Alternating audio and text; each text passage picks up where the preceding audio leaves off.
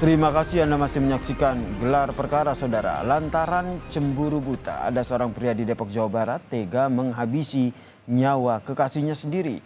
Ia di sebuah saung di pinggir sungai, Saudara. Korban dan pelaku bersitegang mengawali pembunuhan yang seketika terjadi.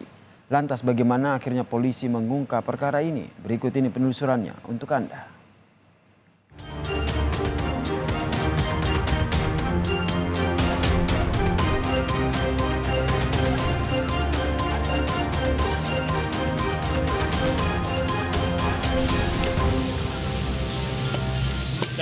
Saudara, beberapa waktu lalu ditemukan mayat seorang wanita tanpa identitas di kali ini, di Kali Krukut, Depok, Jawa Barat. Polisi menduga mayat wanita ini merupakan korban pembunuhan. Setelah diselidiki lebih lanjut oleh kepolisian, polisi akhirnya berhasil mendapatkan tersangka dari pembunuhan ini.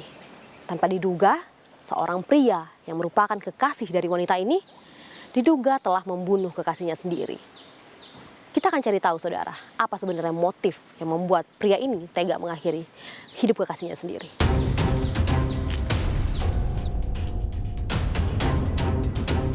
Akhir Juni, warga bantaran Kali Krukut perbatasan Depok dan Jakarta Selatan dikejutkan dengan penemuan jasad seorang perempuan.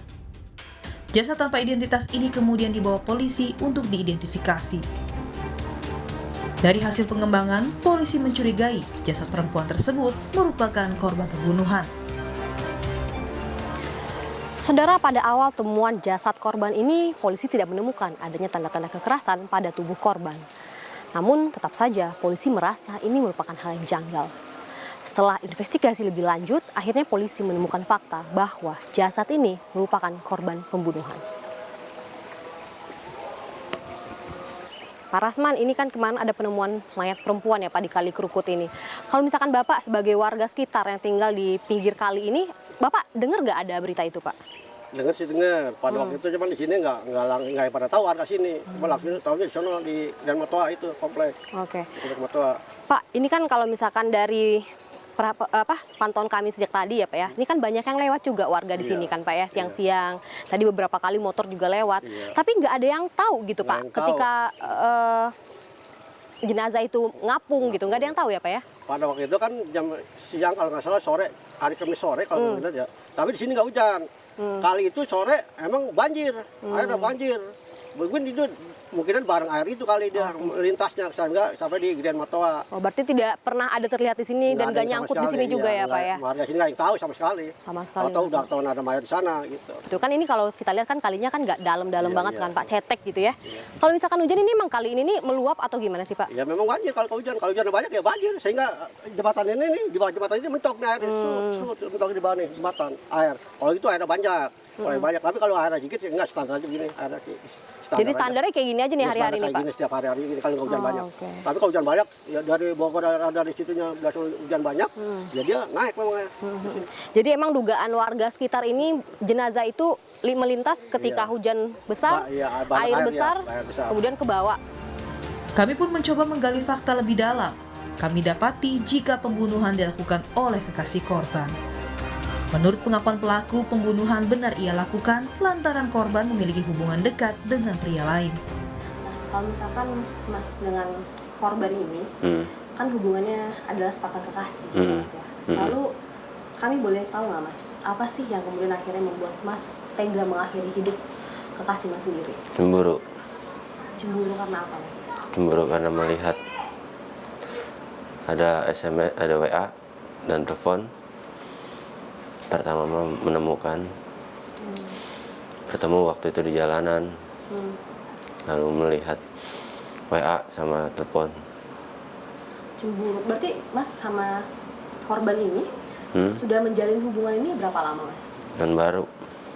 Sejak tahun baru, berarti masih hitungan bulan ya Mas ya?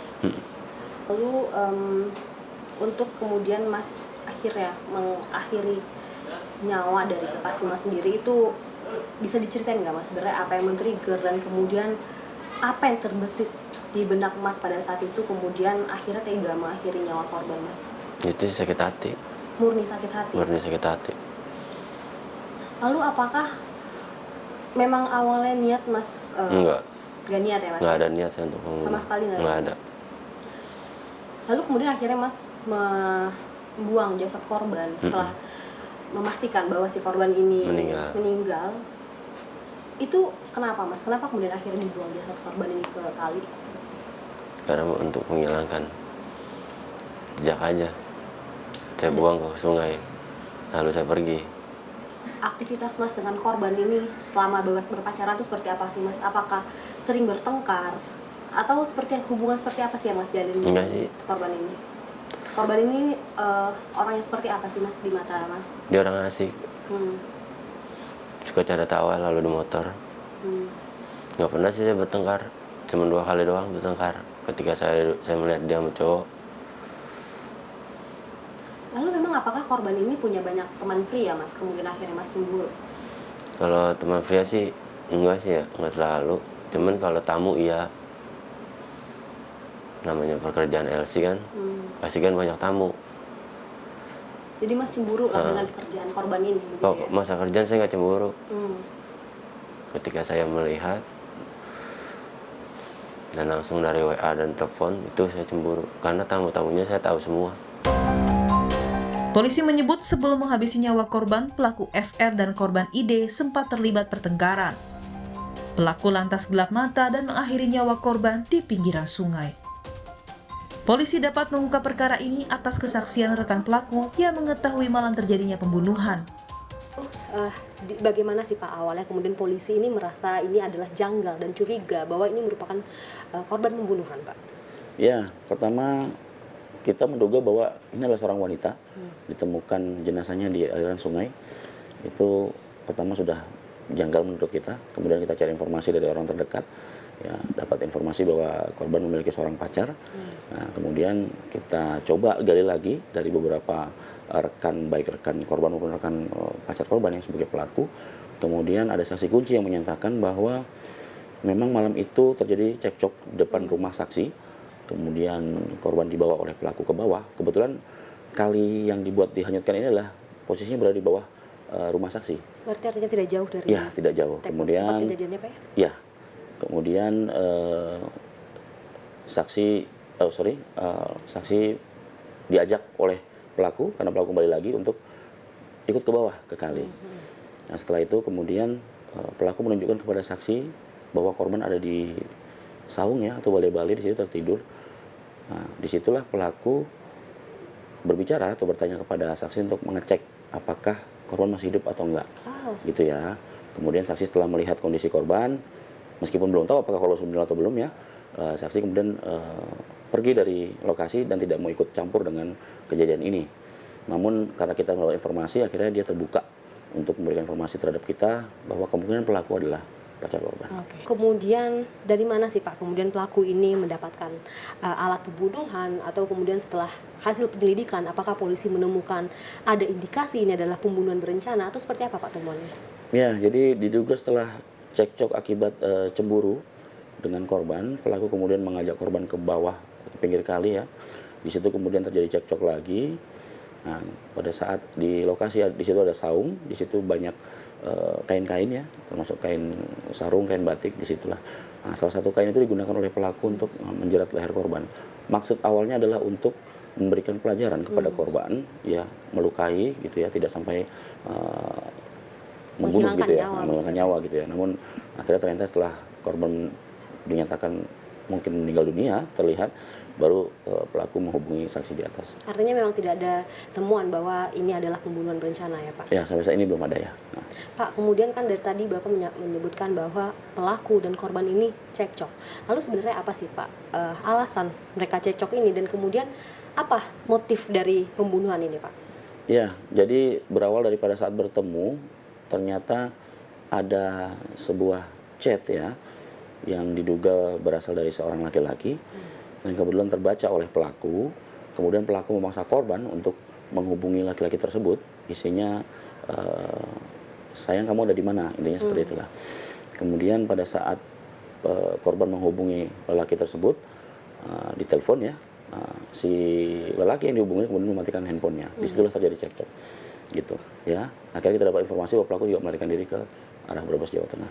Pak, kemudian kapan polisi kemudian baru memulai melakukan olah TKP dan kemudian barang bukti apa yang polisi temukan di tempat kejadian, Pak? Ya, jadi setelah informasi dari saksi tersebut, kita mendatangi lokasi yang diduga tempat korban terlihat terakhir di saung di pinggir kali itu. Ya, di situ saksi menyatakan bahwa posisi korban di sini, ya kan, ada kain di sana, kali di sebelah sana, seperti itu ya. Kemudian kita dalami lagi. Setelah pelaku kita tangkap, kita konfirmasi terhadap pelaku dan pelaku mengakuinya, ya disitulah lokasi pembunuhan terhadap korban. Untuk barang-barang pribadi seperti tas, HP, perhiasan semua dihanyutkan bersama dengan korban. Untuk sepeda motor korban dibawa oleh pelaku ke Sukabumi, dititipkan ke temannya di sana. Ya, namun di Sukabumi pun pelaku pun mengakui perbuatannya kepada teman yang dititipkan sepeda motornya itu. Pelaku mengaku kesal karena tidak diberitahu siapa pria di balik pesan singkat tersebut. Perilaku abusif dan posesif yang dimiliki pelaku dalam kajian kriminologi rentan berakhir dengan tindak kekerasan dalam hubungan asmara. Motif cemburu atau sakit hati atau ada hubungan kedekatan, hubungan kasih sayang di dalamnya memang akan rentan sekali gitu ya dengan hal-hal yang berbau tadi tindak pidana, tapi tidak semuanya juga kita bisa bilang seperti itu. Tapi kalau kita mau melihat beberapa kasus yang terkait dengan cemburu yang berakhir kemudian menghilangkan nyawa seseorang, memang jauh lebih rentan.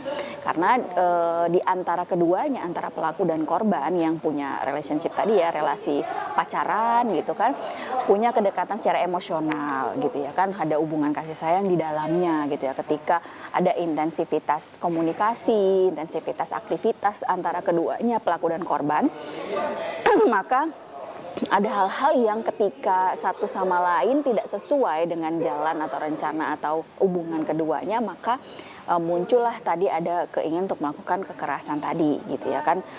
Bagaimana kita untuk mencegahnya? Berarti dalam korban kita bicara soal korban dulu lah ya. Tentu akan melihat dari keseharian itu tadi ya, kalau ada potensi-potensi itu tadi, baiknya memang secara logika sudah bisa menakar hal itu gitu ya. Jangan sampai potensi tadi berkembang lagi lebih luas lagi. Karena kan kita sudah bisa melihat dengan kekerasan verbal itu saja bisa diluapkan gitu ya kan, ibaratnya ucapan-ucapan kasar gitu. Padahal sebenarnya relasi ini kan relasi yang kasih sayang tadi, harusnya tidak ada ucapan-ucapan yang seperti itu. Nah, itu dari korbannya tadi. Dan dari pelaku bagaimana melihat pelaku mungkin sedang dipenuhi rasa amarah, emosi gitu ya ketika melihat potensi kekerasan verbal itu tadi dibumbui dengan rasa cemburu posesif gitu ya ketika melihat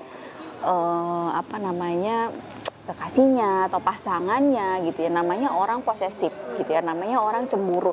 Sebenarnya bahkan yang mungkin bagi orang normal lainnya gitu itu hal yang wajar, tidak ada apa-apa, biasa saja. Misalnya berkomunikasi dengan orang lain, lawan jenis lain, dia sudah marah misalnya gitu ya. Tapi namanya orang tadi posesif, cemburu, mungkin akan kalau bahasa anak sekarang tuh overthinking misalnya gitu ya. Sudah, wah ini dia pasti dalam berkomunikasi A, B, C gitu macam-macam nanti. Padahal mungkin tidak seperti itu. Tapi namanya orang secara psikologisnya sedang memuncak secara emosi, berpikir berkembang macam-macam.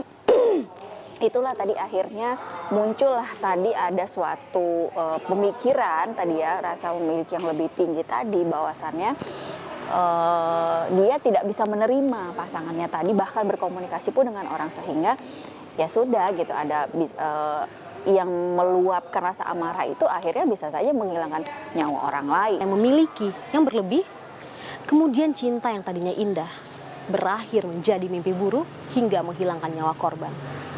Lalu apakah ini yang dinamakan cinta? Tentu saja bukan. Karena cinta itu hangat dan memberikan rasa aman bagi kedua insan yang sedang menjalaninya. Saat ini pelaku sudah ditahan oleh polisian untuk mempertanggungjawabkan perbuatannya dan dikenakan pasal pembunuhan dengan ancaman hukuman 15 tahun penjara. Rizka Ananda, Andika Ahadiat, Kompas TV, Jakarta.